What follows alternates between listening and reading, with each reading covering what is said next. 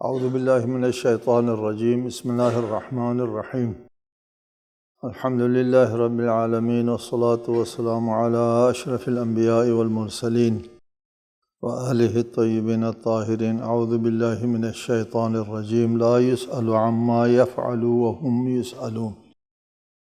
سورۃ الانبیاء آیت 23۔ وہ جو کام کرتا ہے اس کی پرسش نہیں ہوگی، اور جو کام یہ لوگ کرتے ہیں اس کی ان سے پرسش ہوگی۔ لا یسأل عما یفعل، اللہ جو کام کرتا ہے اس کے بارے میں سوال نہیں ہوتا ہے کیوں کیا، کیسے کیا۔ اللہ کے کام میں سوال نہیں ہوتا کہ اللہ نے اس چیز کو کیوں پیدا کیا، خلق کیا، مکھی کو کیوں پیدا کیا، مچھر کو کیوں پیدا کیا، سوال پیدا نہیں ہوتا۔ اللہ تعالیٰ کے عمل میں کیوں کیا، کس طرح کیا، کس لیے کیا کا سوال پیدا نہیں ہوتا۔ اس لیے نہیں ہوتا کہ اللہ تعالیٰ کا عمل دیگر لوگوں کے اعمال کی طرح نہیں ہے۔ دیگر لوگوں کے بارے میں فرمایا وہم یسألون، باقی لوگوں کے بارے میں سوال آتا ہے کہ اس کو کیوں کیا، اس کے بجا لانے کی کیا حکمت ہے۔ اس لیے سوال ہوتا ہے کہ یہ خطا کار ہے، یہ واقعی مصالح کا ادراک نہیں کرتا ہے، غلط فہمی کا شکار ہوتا ہے، یا عمدن غلط کام کرتا ہے انسان۔ اس لیے انسان کے کام کے بارے میں سوال ہوتا ہے کیوں کیا، اس کے پیچھے کیا محرک ہے، کیا مصلحت ہے، کیا مفاد ہے۔ اللہ تعالیٰ کے عمل کے بارے میں یہ سوال نہیں آتا کہ اس کے پیچھے کیا مفاد ہے، کیا مصلحت ہے، کیوں کیا کا سوال نہیں آتا۔ کیوں نہیں آتا؟ اس لیے یہ سوال نہیں آتا کہ اللہ تعالیٰ کا کوئی بھی عمل باقی لوگوں کی طرح نہیں، اللہ تعالیٰ کا عمل، اللہ تعالیٰ کا کوئی عمل حکمت اور مصلحت سے خالی نہیں ہوتا۔ ممکن نہیں ہے کہ اللہ تعالیٰ کوئی ایسا کام کرے عبث، اس میں کوئی حکمت نہ ہو، کوئی فلسفہ نہ ہو اور کوئی مصلحت نہ ہو، ویسے یہ کام کریں، اس کو عبث کہتے ہیں۔ عبث کام کا اللہ سے صادر ہونا ناممکن ہے۔ کسی کام کے اللہ سے صادر ہونے کے لیے مصلحت کا ہونا ضروری ہے۔ یہاں ایک مسئلہ ہے، وہ بھی ذہن میں رہنا چاہیے آپ لوگوں کے۔ ایک کلامی بحث ہے، کیا اللہ تعالیٰ کے اعمال جو ہے، اللہ تعالیٰ جو کچھ کرتا ہے وہ معلل بالاغراض ہے یا نہیں ہے۔ معلل بالاغراض کیا ہوتا ہے؟ یعنی اللہ تعالیٰ جو کام کرتا ہے وہ کسی غرض و غایت کا تابع ہے یا غرض و غایت کا تابع نہیں ہے۔ ایک کلامی نظریہ یہ ہے کہ اللہ تعالیٰ کا عمل غرض و غایت کا تابع نہیں ہے، اللہ جو چاہے کرے۔ غرض و غایت کا تابع ہونے کا مطلب یہ ہوا کہ یہ کلامی مذہب، اس کلامی مذہب کا یہ کہنا ہے کہ غرض و غایت کا، اللہ کا کوئی عمل غرض و غایت کا تابع ہونے کا مطلب یہ ہوا کہ اللہ تعالیٰ اس غرض و غایت کا محتاج ہے، اور اس حکمت و مصلحت کا محتاج ہے اللہ تعالیٰ۔ اللہ کا کسی مصلحت کی طرف محتاج ہونا، کسی حکمت کی طرف محتاج ہونا صحیح نہیں ہے۔ اللہ کو کسی حکمت کی ضرورت نہیں ہے، کسی مصلحت کی ضرورت نہیں ہے کہ اللہ کا عمل جو ہے وہ حکمت اور مصلحت کا تابع ہو، ضرورت نہیں ہے اللہ کو۔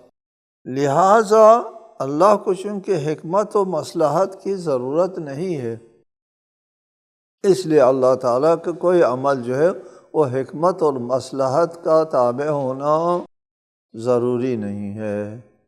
یہ ایک کلامی مذہب۔ اس کا یہ جواب دیا گیا ہے دوسرا جو کہتے ہیں کہ اللہ تعالیٰ کا تمام اعمال جو ہے وہ تابع مصالح و مفاسد واقعیہ ہیں۔ اللہ تعالیٰ کے تمام اعمال تابع مصالح و مفاسد واقعیہ ہیں۔ اس نظریے کے تحت جس کام کے اندر زیادہ مصلحت ہو وہ واجب ہوتا ہے، جس کام میں زیادہ مفسدہ ہو وہ حرام ہوتا ہے، کسی کام میں تھوڑی سی مصلحت ہو وہ مستحب ہوتا ہے، کسی کام میں تھوڑا سا مفسدہ ہو وہ مکروہ ہوتا ہے، کسی کام میں نہ مصلحت ہے نہ مفسدہ ہے، دونوں نہیں ہے، وہ مباح ہوتا ہے۔ یہ ہے نظریہ۔ اللہ تعالیٰ کا کوئی کام حکمت اور فلسفے سے خالی نہیں ہے۔ اب یہ کہنا کہ اللہ تعالیٰ حکمت اور فلسفے کا محتاج نہیں ہے، تو درست ہے، اللہ تعالیٰ حکمت اور فلسفے کا محتاج نہیں ہے، اپنی ذات سے خارج، اپنے عمل سے خارج کسی مصلحت اور مفسدے کا محتاج نہیں ہے۔ اس کو احتیاج نہیں کہنا چاہیے، بلکہ اللہ تعالیٰ سے اس عمل کے صادر ہونے کے لیے کہ یہ عمل عبث نہ ہو، بے مقصد نہ ہو، عمل کا صادر ہونا صحیح ہونے کے لیے مصلحت کی ضرورت ہے۔ عمل اللہ تعالیٰ کا عمل جو ہے وہ بغیر مصلحت اور مفسدے کے صادر نہیں ہوتا، اس عمل کے اللہ سے صادر ہونے کے لیے مصلحت کا ہونا ضروری ہے، ورنہ عبث لازم آتا ہے۔ لہٰذا یہ نظریہ ہے جس کو ہم اختیار کرتے ہیں کہ اللہ تعالیٰ کے اعمال جو ہے وہ تابع مصالح و مفاسد واقعیہ، یعنی واقعی حقیقی مصلحت اور مفسدے کے تابع ہوا کرتا ہے۔ تابع ہونے کا مطلب اللہ کا احتیاج ہونا نہیں، محتاج نہیں ہے اللہ تعالیٰ، کہ اللہ تعالیٰ اس عمل کو انجام دینے کے بھی محتاج نہیں ہے کہ عمل انجام نہ دے۔ اگر اللہ اس عمل کو انجام دیتا ہے تو حکمت و مصلحت ہے تو اللہ انجام دیتا ہے، اللہ سے کام صادر ہوتا ہے۔ اللہ سے اس کام کے صادر ہونے کے لیے مصلحت چاہیے، نہ ان کہ اللہ کو مصلحت کی ضرورت ہے۔ یہ اس نقطے کو سمجھنے کی ضرورت ہے۔ اللہ کو مصلحت اور مفسدہ اور حکمت و فلسفے کی ضرورت نہیں ہے، اس ضرورت کے پیش نظر اللہ نے یہ کام کیا، چونکہ اس پودے کے خلق کرنے میں یہ پودا دوائی ہے اور اس دوائی کی ضرورت ہے اللہ تعالیٰ کو، اس دوائی کی کوئی ضرورت نہیں ہے۔ صحت ٹھیک کرتی ہے یہ چیز، تو اس لیے اللہ تعالیٰ نے پیدا کیا، اللہ کو صحت کی کوئی ضرورت نہیں ہے، اور اس مصلحت و مفسدے کے اللہ کو اصلاً کوئی ضرورت نہیں ہے۔ اللہ تعالیٰ سے اس کام کے صادر ہونے کے لیے مصلحت کا ہونا ضروری ہے، نہ ان کی اس مصلحت کی اللہ کو ضرورت ہے، چونکہ اگر مصلحت نہ ہو تو کام عبث ہوتا ہے۔ ٹھیک ہے، لہٰذا اللہ تعالیٰ کے عمل کے بارے میں پوچھا نہیں جائے گا کہ اللہ تعالیٰ نے کیوں کیا، کس لیے کیا، کہ اللہ تعالیٰ بغیر حکمت کا کام نہیں کرتا۔ اللہ حکیم ہے، اللہ دانا ہے، کوئی چیز اللہ سے پوشیدہ نہیں ہے، ممکن نہیں ہے اللہ سے کوئی کام ایسا صادر ہو جائے جس میں کوئی حکمت و فلسفہ نہ ہو، عبث ہو، بے مقصد ہو، نہیں ہوتا ایسا۔ جب ایسا ہونا ممکن نہیں ہے تو پھر سوال نہیں آتا اللہ تعالیٰ۔ جہاں ایسا ہونا ممکن ہے جیسے انسان کے اعمال افعال میں، وہاں سوال آ سکتا ہے کیوں کیا، کس لیے کیا۔ ام اتخذوا من دونه آلهة قل هاتوا برهانكم هذا ذکر من معي وذکر من قبلی بل اکثرهم لا يعلمون الحق فهم معرضون۔ کیا انہوں نے اللہ کے سوا معبود بنا لیے ہیں؟ کہہ دیے تم اپنی دلیل پیش کرو، یہ میرے ساتھ والوں کی کتاب اور مجھ سے پہلے والوں کی کتاب ہے، اس میں کسی غیر اللہ کا ذکر نہیں ہے، بلکہ اکثر لوگ حق کو جانتے نہیں، اس لیے وہ منہ موڑ لیتے ہیں۔ ام اتخذوا من دونہ آلہۃ، کیا ان لوگوں نے اللہ کے علاوہ اور معبودوں کو اختیار کر رکھا ہے؟ قل ہاتوا برہانکم، اللہ فرماتا ہے کہ تم اپنی دلیل پیش کرو کہ اللہ تعالیٰ کے علاوہ اور بھی معبود ہیں۔ پچھلی آیت میں ارشاد ہوا تھا کہ اگر اللہ کے علاوہ اور معبود ہوتے تو دو ارادے ہوتے، دو نظام ہوتا، تو یہ کائنات جو ہے وہ قائم نہیں رہ سکتی۔ اس آیت میں فرمایا کہ اللہ کے علاوہ کوئی اور معبود ہے تو پھر اس کی کوئی سند ہونا چاہیے، کوئی دلیل ہونا چاہیے۔ وہ سند اور دلیل جو ہے وہ آسمانی ہونا چاہیے، اللہ تعالیٰ کی طرف سے ہونا چاہیے کہ اللہ فرمائے کہ میرے علاوہ میں بھی معبود ہوں اور میرے علاوہ اور بھی معبود ہیں۔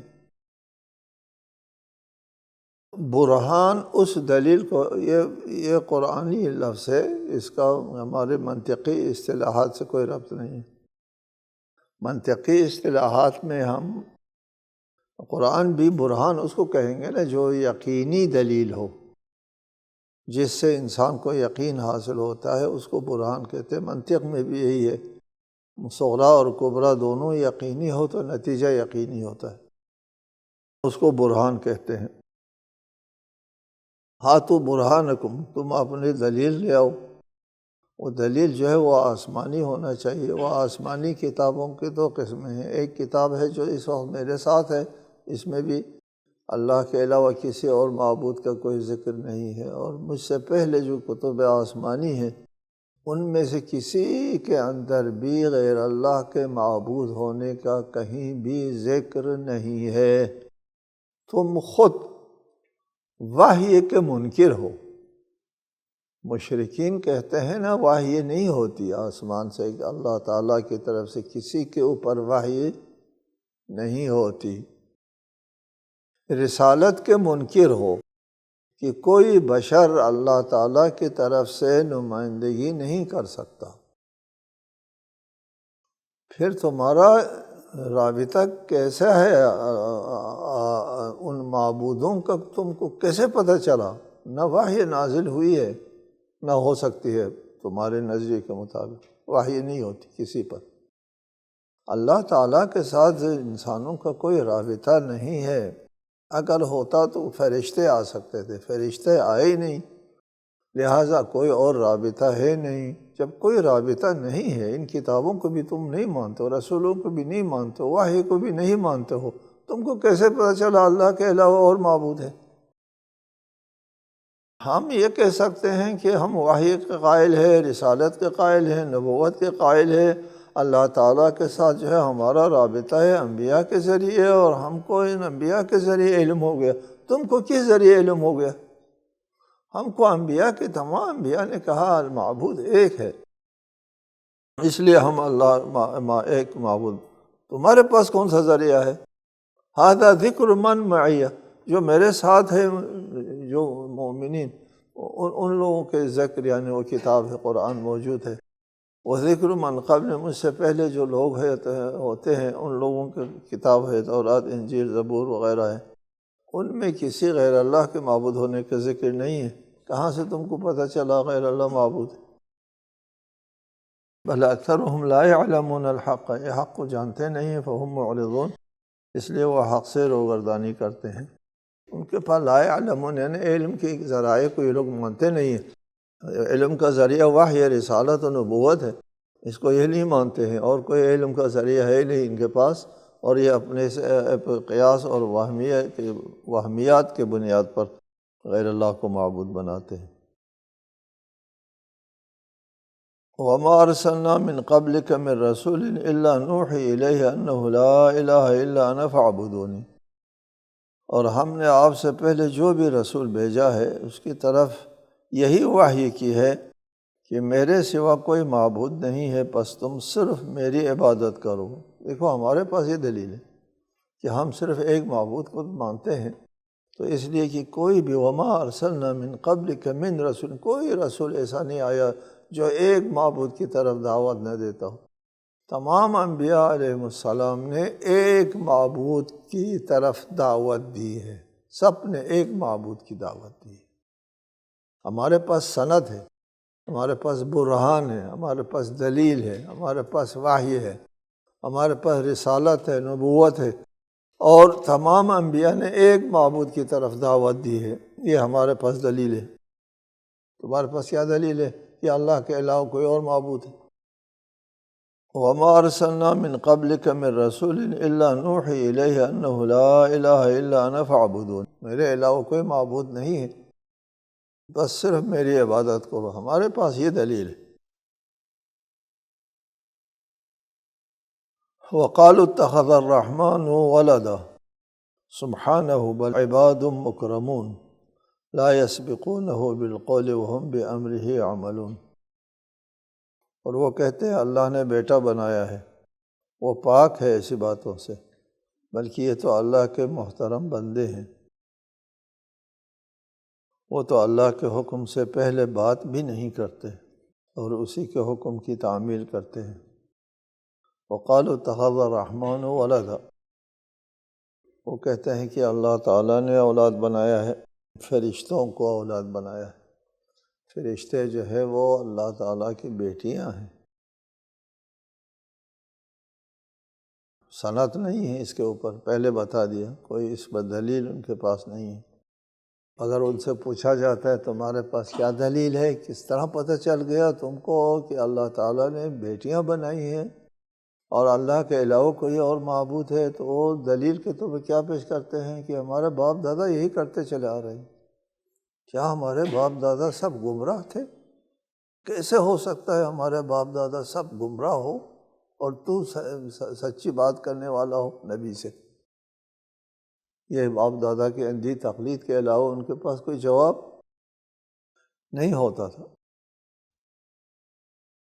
وقالوا اتخذ الرحمن ولدا سبحانہ، اللہ تعالیٰ کی ذات پاک و پاکیزہ اور منزہ ہے اس بات سے کہ اس کا کوئی ولد ہو، کہ اللہ تعالیٰ کے لیے ولد ہونا جو ہے یہ اللہ کی شان میں انتہائی گستاخی ہے، انتہائی گستاخی۔ اسی جگہ فرمایا کہ ہو سکتا ہے کہ آسمان پھٹ جائے، زمین شق ہو جائے، کہ ان لوگوں کے یہ کہنے سے کہ اللہ تعالیٰ نے اپنے لیے کسی کو بیٹا بنا لیا ہے، ولد بنایا ہے، بیٹی بنایا، اولاد بنایا ہے۔ اولاد بنانا شان الہی میں گستاخی ہے، اور اللہ تعالیٰ کے تصور الوہیت کے منافی ہے، خالقیت کے منافی ہے۔ کائنات اور اللہ تعالیٰ کے درمیان میں نسبت خالق و مخلوق کی نسبت ہے، عبد و معبود کی نسبت ہے۔ عبد و معبود کی نسبت کے علاوہ باپ بیٹے کی نسبت دینا، جیسا عیسیٰ کو ابن اللہ کہتے ہیں اور اللہ کو اب کہتے ہیں، اب، یہ بہت بڑی گستاخی ہے اللہ کی شان میں۔ اللہ کو اب باپ کہنا، اللہ تعالیٰ کو باپ کہنا، بہت بڑی گستاخی ہے شان الہی میں۔ فرمایا بل عباد مکرمون، یہ قابل احترام بندے ہیں، یہ اللہ کے بیٹے نہیں ہیں، یہ فرشتے ہو یا عیسیٰ، یہ اللہ کے بیٹے نہیں ہے، عباد مکرمون، یہ قابل احترام اللہ کے بندے ہیں، عباد ہے، عبد ہیں، ولد نہیں ہے۔ نسبت خالق و مخلوق عبد و معبود کی ہوتی ہے، نسبت جو ہے وہ اولاد کی نہیں ہوتی اللہ تعالیٰ کے ساتھ۔ بل عباد مکرمون لا یسبقونہ بالقول، وہ اللہ کے فرمان کے علاوہ اپنی طرف سے کوئی بات تک نہیں کرتے، خواہ فرشتے ہوں یا انبیاء۔ مثلا حضرت عیسیٰ ہو تو وہ اپنی طرف سے کوئی بات نہیں کرتا، یہ اللہ تعالیٰ کی طرف سے جو حکم نازل ہوتا ہے اس کے مطابق بات کرتا ہے۔ ہمارے رسول صلی اللہ علیہ وآلہ وسلم کے بارے میں فرمائے نا وما ينطق عن الهوى ان هو الا وحی یوحی، وہ اپنی خواہش کے مطابق بات نہیں کرتا، صرف وحی جو ان کے اوپر نازل ہوتی ہے وحی کے مطابق بات کرتا ہے۔ لا يسبقونہ بالقول، یہ عباد مکرمون، یہ اللہ کے محترم بندے جو ہے لا يسبقونہ بالقول، اللہ تعالیٰ کے حکم سے پہلے وہ بات تک نہیں کرتے، حکم خدا کے انتظار میں ہوتے ہیں۔ وہم بامرہ یعملون، اور وہ اللہ کے حکم کی تعمیل کرتے، عمل کرتے ہیں اور نافرمانی نہیں کرتے، اس سے امر خدا کے خلاف ورزی نہیں کرتے، معصوم ہوتے ہیں۔ فرشتے ہوں تو بھی معصوم ہیں، انبیاء ہوں تو بھی معصوم ہیں، جن کو تم اللہ کے ولد کہتے ہیں وہ معصوم ہستیاں ہیں، اللہ کے حکم کی تعمیل کرنے والے ہیں، اللہ کے حکم سے پہلے بات کرنے والے نہیں، عباد ہے، ولد اولاد نہیں ہے۔ یعلم ما بین ایدیہم وما خلفہم ولا یشفعون الا لمن ارتضی وہم من خشیتہ مشفقون۔ اللہ ان باتوں کو جانتا ہے جو ان کے روبرو اور جو ان کے پس پردہ ہیں، اور وہ فقط ان لوگوں کی شفاعت کر سکتے ہیں جن سے اللہ راضی ہے، اور وہ اللہ کی ہیبت سے ہراساں رہتے ہیں۔ یعلم ما بین ایدیہم وما خلفہم، اللہ تعالیٰ ان لوگوں کے، یہ جو عباد مکرمین ہیں، ان کے سامنے کی باتیں اور اس کے پس پردہ باتیں، ساری باتوں کا اللہ تعالیٰ کو علم ہوتا ہے۔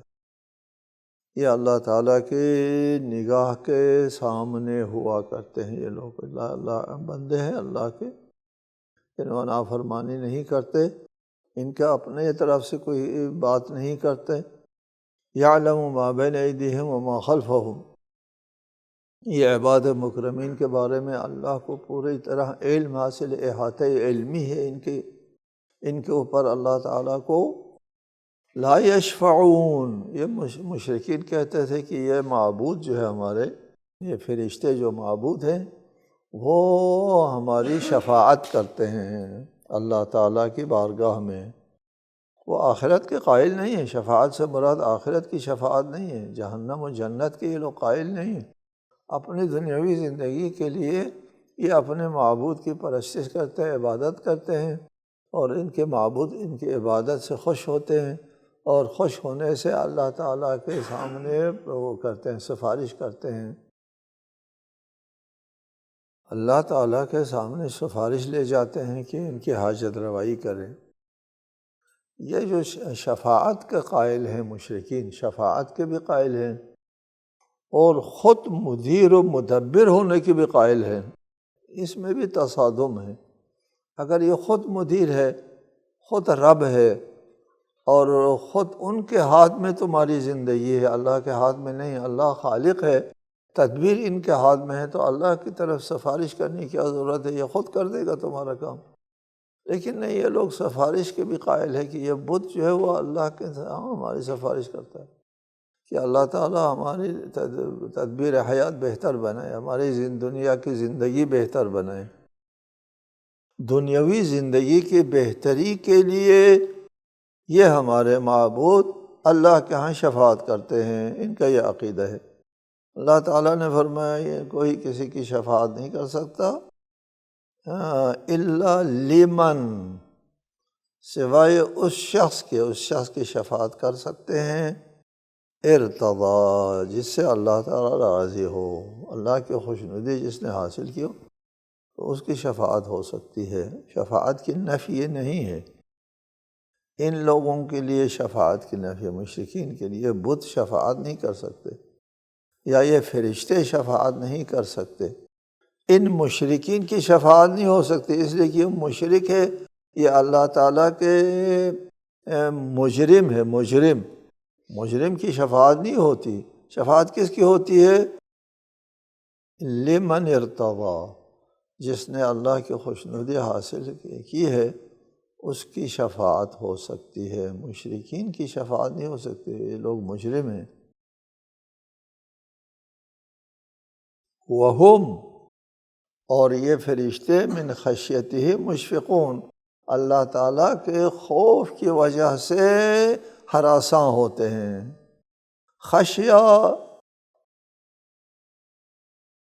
خشیہ خوف کو کہتے ہیں، خشیہ خوف، مشفق، اور کس کو کہتے ہیں؟ مشفقون۔ مشفقون ہر خوف کو نہیں کہتے، بلکہ اس خوف کو کہتے ہیں جس میں ہمدردی جو ہے وہ ساتھ ہو، جس کے اندر ہمدردی ہو، ہمدردی کی وجہ سے لاحق ہونے والے خوف کو کہتے ہیں مشفقون۔ ہم لوگ مہربانی کے لیے شفقت جو ہے وہ ہم لفظ استعمال کرتے ہیں، مہربانی کے لیے شفقت۔ شفقت کا مطلب جو ہے وہ مہربانی نہیں ہے، شفقت محمد خوف ہے، ہراس۔ کون سا خوف؟ ہمدردی کے نتیجے میں خوف۔ والدین اپنے بچے کے بارے میں ہمدردی رکھتے ہیں، اس ہمدردی کی وجہ سے والدین خائف ہوتے ہیں کہیں کھائی میں گر نہ جائیں، کہیں چوٹ نہ لگ جائیں، اور کہیں کوئی وہ غضب نہ پہنچے بچے کو۔ وہ اس خوف میں کیوں رہتے ہیں؟ اس محبت کی وجہ سے، اس پیار کی وجہ سے، اس مہربانی کی وجہ سے۔ جو خوف پیار اور مہربانی اور ہمدردی کے نتیجے میں آتا ہے اس کو شفقت کہتے ہیں۔